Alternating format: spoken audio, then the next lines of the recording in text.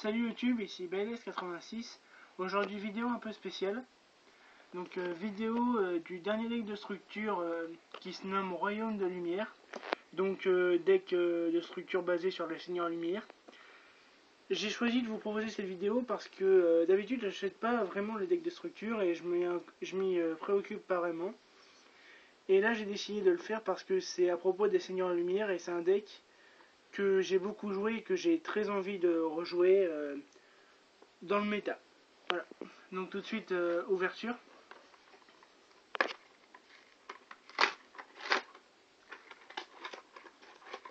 Donc, je vais vous présenter un peu tout ce que j'ai eu dans le deck de structure. Donc tout d'abord, le playmat. Donc, que je trouve bien, pour une fois, ils l'ont pas fait avec des cases. Je le trouve vachement beau. Je le trouve vachement beau, voilà. Il n'y a rien à expliquer. Bon, c'est pas un playmat que je jouerais vu que j'en ai déjà gagné un au CDF, donc c'est pas réellement important. Ensuite, bon, comme dans chaque produit Konami, un petit fascicule pour apprendre à jouer. Voilà, c'est très sympa pour les joueurs débutants.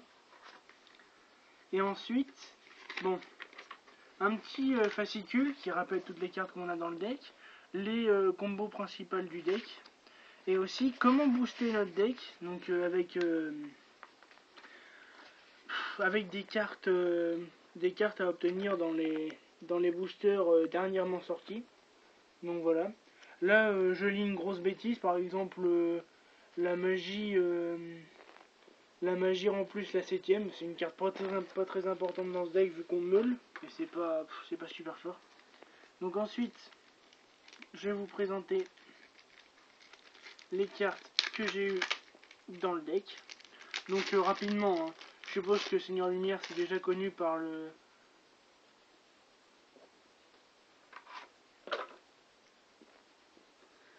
un certain nombre de joueurs. Donc je vais pas réellement expliquer chaque effet. Donc Michael, le grand Seigneur Lumière, donc ça c'est une carte que je jouerai forcément dans le jeu, qui va la rendre très puissante.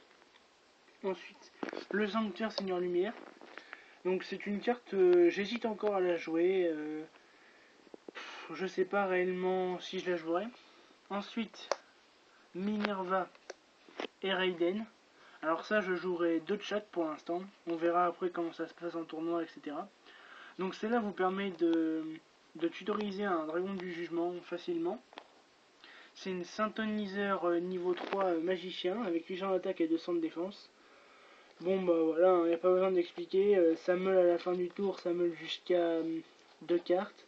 Ça peut vous permettre de faire de meuler une en plus quand elle est envoyée au cimetière, donc c'est super fort. Et ici Raiden. Donc Raiden peut vous permettre théoriquement de meuler jusqu'à 4 cartes en un tour, donc 2 en main phase et 2 en hand phase, de booster ses points d'attaque, et aussi c'est un synthoniseur guerrier, donc facilement tutorisable avec renfort de l'armée. Voilà. Donc ensuite, dans les cartes moins intéressantes, Dragon Alexandrite, bon, une carte pas très forte mais qu'ils ont mis pour les structures, un Dragon du Jugement, donc ça va faire plaisir à ceux qui ne possédaient pas encore cette carte. Voilà, bon, on n'a pas besoin d'expliquer, hein, c'est la clé du deck Seigneur Lumière. Un Dragonite, Seigneur Lumière, un Celestia, 2 Jane, 2 Lila, un Garrote, un Wolf, un RN, 2 Lumina, un Orcus, un Shir, 2 Rico, un Ange de Loyauté, un Diabolos. Donc il faut savoir qu'il y a aussi les lumineux, les monstres lumineux, donc qui s'accordent vraiment bien avec le deck Seigneur Lumière. Donc on a Diabolos Royal Lumineux. Donc cette carte est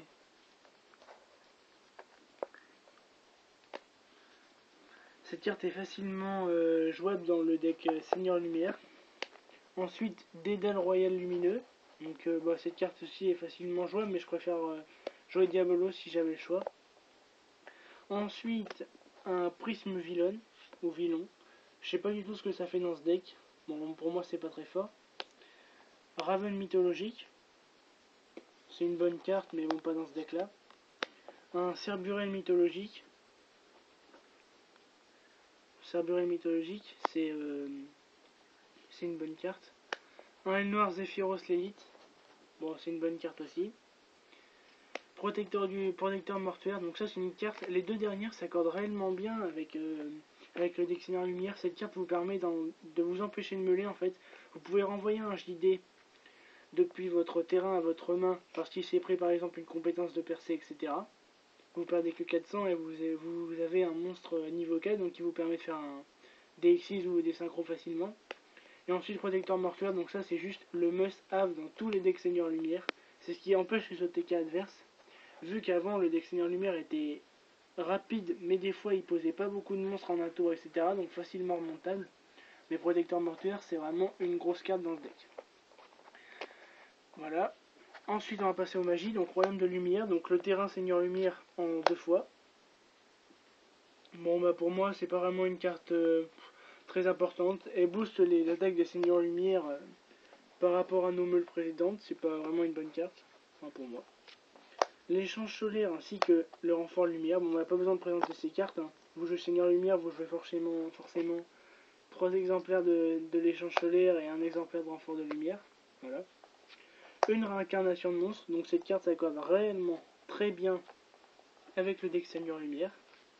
Donc voilà, vous défaussez une carte comme protecteur mortuaire, vous récupérez JD, c'est trop fort. Ensuite le sacrifice inutile permet des combos sympas avec Zephyros, Wolf, protecteur mortuaire ou même d'envoyer un Garrote quand vous avez besoin pour piocher, etc. Ou pour placer un 4ème nom pour votre JD. Donc là je vais vous présenter des pièges un peu à l'affilée parce que pour moi bon, c'est des cartes pas très utiles, sauf certaines. Donc l'illusion glorieuse, bon bah c'est une appel de effronté pour Seigneur Lumière. Ensuite la barrière Seigneur Lumière, c'est une carte anti-attaque adverse qui meule 2, etc. pour Seigneur Lumière, etc. Bon moi je préfère largement protecteur mortier. Alors ça c'est un peu une corne ténébreuse, non une corne céleste pardon, pour les Seigneurs Lumière. Et il suffit juste de sacrifier un Seigneur Lumière pour détruire un monstre invoqué par l'adversaire. Ensuite, cette carte est juste la meilleure carte à avoir dans un deck Seigneur Lumière. Donc vous défaussez autant de cartes que vous avez dans votre main et vous récupérez des monstres lumière de votre cimetière égaux au nombre de cartes que vous avez défaussées. Donc c'est juste super fort. Et ensuite, Bref Skill, donc compétence de percée qui s'accorde réellement très bien avec ce deck. C'est juste super fort.